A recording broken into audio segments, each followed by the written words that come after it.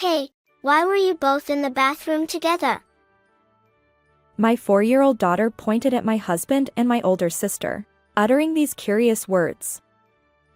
To me, it was an innocent question, but for my husband, it seemed like a bombshell.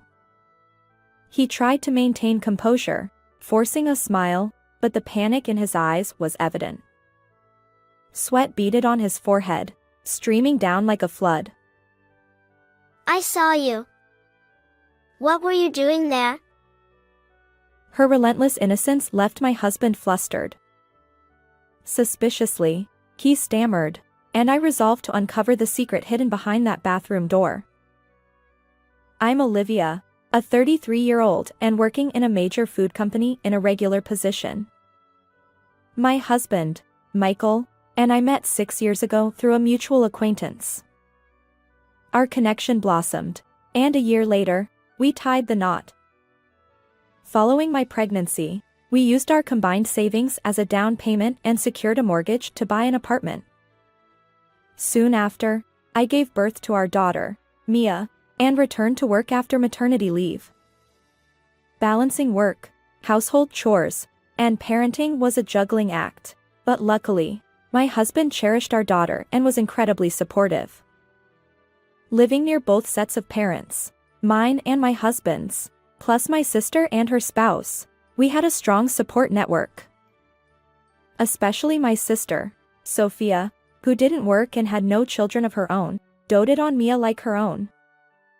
When Mia turned 3, I was entrusted with a crucial work project that often required weekend overtime. At times like that, my sister would come over to our house for my lonely daughter, and often spent time together with my husband and daughter. I felt immense gratitude toward her. Thanks to this arrangement, I successfully completed the project and even secured a promotion.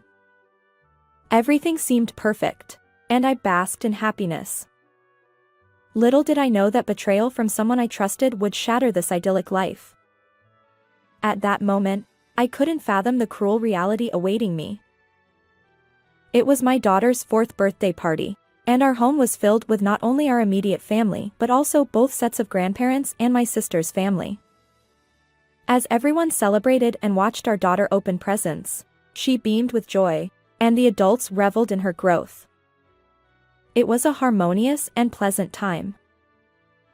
However, the atmosphere took an odd turn when my sister excused herself to use the bathroom.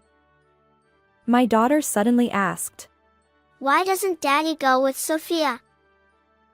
Her words caught my sister off guard, and she paused. Why would Daddy go with her? Going to the bathroom is something you do alone, right? I responded absent-mindedly, assuming my daughter was referring to her toilet training days, even though she was now capable of going by herself. But then my daughter uttered unexpected words. But I saw you both go together the other day. Really?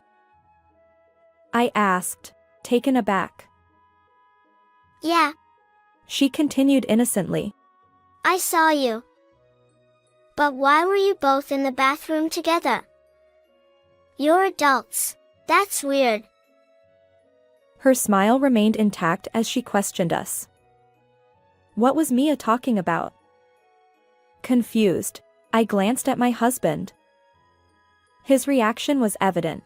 He looked startled, eyes darting left and right, sweat forming on his forehead. Oh, last Sunday, right? We were fixing a clogged toilet together. He stammered. My sister chimed in. Yes, that's right. It was quite a challenge. My husband forced a dry laugh, but he kept fidgeting intensely and seemed restless. My sister wore a similar strained smile, nodding along. The other adults, including me, were speechless, taken aback by this unusual exchange. Let's watch a DVD with Daddy over there, Mia. My husband quickly changed the subject. Yay! Mia agreed. My sister added. Almost forgot. I was heading to the bathroom. They hurriedly left the room, escaping the awkward tension they had created. Something seemed suspicious. The truth was, my husband occasionally told silly lies. It was trivial stuff, pretending to shower when he hadn't, blaming our daughter for eating my stored snacks from the fridge, and other minor things. When I sensed his deception, I'd usually respond with a nonchalant, "Oh, really?" But in those moments, he'd invariably start babbling with feeble excuses, digging his own grave. And without fail, his eyes would dart around, and he'd break into a sweat. Doubts about my husband led me to have a conversation with my daughter after everyone had left that day. "Hey, Mia, did you see the toilet clogged at home?" I don't know. Daddy and Sophia always lock the bathroom. Always? Haven't Daddy and Sophia gone to the bathroom together more than once? Sophia was my sister. Mia nodded, confirming that my husband and sister frequently went to the bathroom together. Her innocent words left me feeling uneasy. Plus, I'd never heard my husband mention a clogged toilet before. What could my husband and sister be doing in there every time? Surely not. Despite my growing suspicion, I dismissed the thought. After all, it was my sister. Betrayal from her seemed inconceivable. Torn between emotions, I decided to investigate their actions for now. During a weekend overtime shift, I decided to set up the baby monitor camera we used when our daughter was an infant. After returning home, I checked the recorded footage and was left utterly speechless. My husband and sister, wearing expressions I'd never seen before, affectionate and intimate, had their arms around each other, behaving inappropriately. Even that alone was behavior I didn't want in front of our daughter. But then, from the audio data on the baby monitor, I heard the decisive words, "I love you." Me too. They exchanged kisses, completely unaware of our daughter watching. "Caught red-handed!" I screamed internally. Eventually, my husband's words, "I'll take you to heaven today too," accompanied by their intertwined hands, led them toward the bathroom. They didn't return to the living room for quite some time. How dare they engage in such indecent behavior right under our daughter's nose?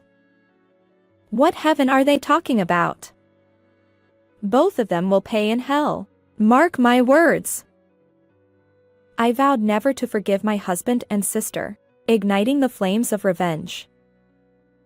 After much internal struggle, I decided to gather decisive evidence of the affair.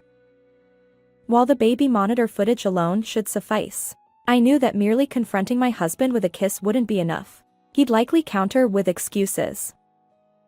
I couldn't bear to hear his flimsy explanations.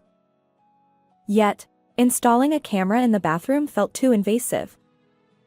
So, I set a trap. Conveniently, our daughter had an overnight stay at daycare scheduled for the following weekend. I fabricated a sudden business trip, and my husband's eyes lit up. "I'm sorry for always leaving everything to you." "Don't worry about it. I'm more concerned about you working too hard. Take care of yourself." "Yes, thank you. You should be careful too." My words carried a different meaning, but he seemed oblivious, already imagining something else, as if my words didn't reach him. On the appointed day, after dropping our daughter off at daycare, I headed to a nearby diner. Checking the baby monitor footage on my phone while keeping an eye on the street, I saw my sister eagerly approaching our house. Soon, through the camera, I witnessed my husband answering the intercom and welcoming her inside. A few seconds later, they both returned to the living room, completely undressed. My, how hungry are they? I recoiled at their audacity, then hurried home to confront them. As I unlocked the door and entered the house, I noticed discarded clothing strewn across the entrance. However, there was no sign of the two individuals in the living room. Could it be? In our bedroom. Trembling with anger, I headed toward the bedroom. But just then, I caught sight of a figure on the balcony. It seemed that both of them had sensed my return and instinctively fled to the balcony. Through the glass, I observed my husband and sister crouched in the corner, peering fearfully in my direction. Witnessing my husband's frightened eyes and my sister's slack-jawed expression, I was overwhelmed with intense revulsion and locked the door, leaving them both outside. He had finally realized that hiding was futile. He, one hand awkwardly covering a certain part of his body, tapped on the window, pleading, Olivia, it's not what you think. I want to clear up the misunderstanding, so please let me in for now. My sister clung to his back like a baby koala, desperately trying to conceal herself. Hey, why are you still talking about misunderstandings? This is a caught-in-the-act situation. My husband retorted. We hadn't done anything yet. It was just an attempt, so cut us some slack. Don't play games with me. Do you think I'm unaware of what you both usually do in the bathroom? That's a misunderstanding too. We were really just fixing a clogged toilet. Exasperated by my husband's poor excuses, I revealed that I had set up a surveillance camera in the living room to watch what was going on. I saw both of you being affectionate. You even went as far as kissing, didn't you? Hugs and kisses are just friendly gestures. I wanted to raise Mia to be friendly with people. Cheating doesn't fall under friendly gestures. So why did you both head to the bathroom afterward? That's because the toilet was clogged. We were planning to contact the manufacturer since it happened too frequently. I relentlessly pressed my husband for answers, but he continued with flimsy excuses. He refused to acknowledge his guilt, and I was thoroughly exasperated by his unyielding attitude. As I remained silent, my husband switched tactics, using a soft voice to say, "It's cold," or "I might catch a cold."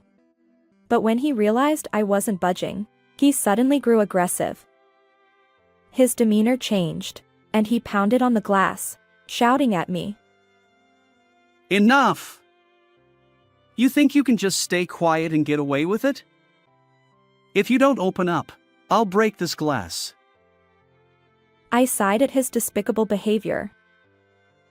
Fine, then admit your relationship with Sophia. Today isn't the first time, is it? Fine, I'll admit it. Sophia and I have been getting close in the bathroom for the past 6 months. Don't make a fuss over something so trivial. Wow, now you're just being defiant. You're truly despicable. As I unlocked the window, my husband and sister leaped inside like startled boars. Hey, how could you do this? He lunged at me, but in the next moment, he noticed the figure behind me and widened his eyes. Dad! And everyone else! In fact, on my way from the diner to home, I had contacted my parents, in-laws, and my sister's husband. Without needing a detailed explanation, they immediately understood the situation, having witnessed my husband and sister's strange behavior during our daughter's birthday party. They rushed over to support me. You shameless scoundrel! My husband, cowed by his father's angry voice, had lost all his bravado. Just then, our doorbell rang. It was a police officer. Apparently, a neighbor had reported suspicious activity on the balcony.